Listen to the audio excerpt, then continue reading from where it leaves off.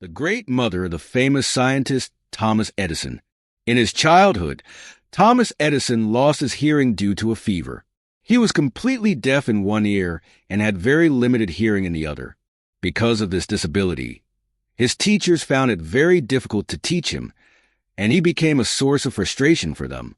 When he was a young boy, one day he came home from school with a sealed envelope, which he handed to his mother, saying, "The teacher gave this to me to give to you." His mother opened and read the letter. Tears welled up in her eyes. Then she read it aloud. "Your son is a genius. This school is too small for him, and it does not have good enough teachers to teach him. So, you should teach him yourself." From that day on, his mother took on the responsibility of educating him at home.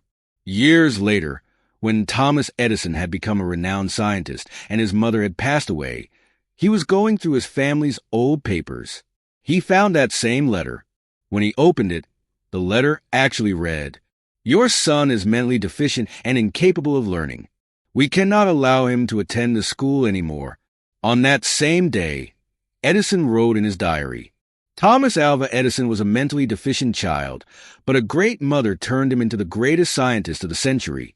The Greenland shark is considered one of the longest living animals in the world.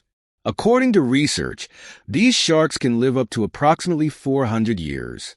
Scientists have estimated that some Greenland sharks may be as old as 392 years by carbon dating of their eye lenses, and it's possible that they have been alive since the 1500s.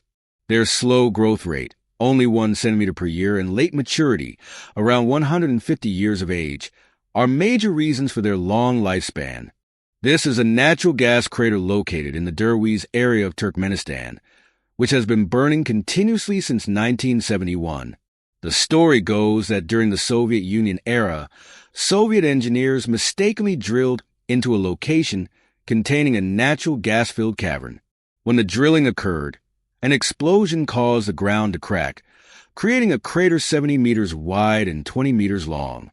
To prevent the spread of methane gas, scientists set the fire thinking it would burn out in a few days once the gas was consumed.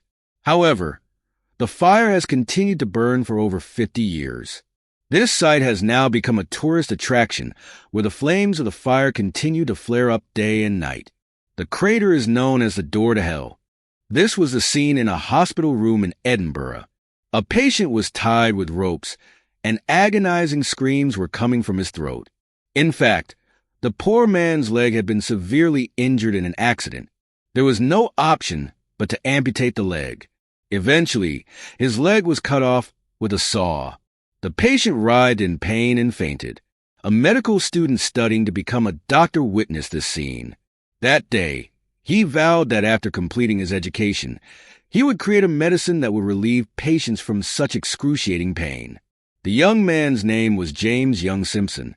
He worked hard day and night to complete his education and graduated in medicine at the age of just 18. Along with treating patients, he continued his research in his laboratory. Eventually, his efforts paid off, and he succeeded in creating a medicine that would make patients unconscious during surgery, relieving them from any pain. This medicine became famous by the name of chloroform and proved to be a blessing for patients worldwide.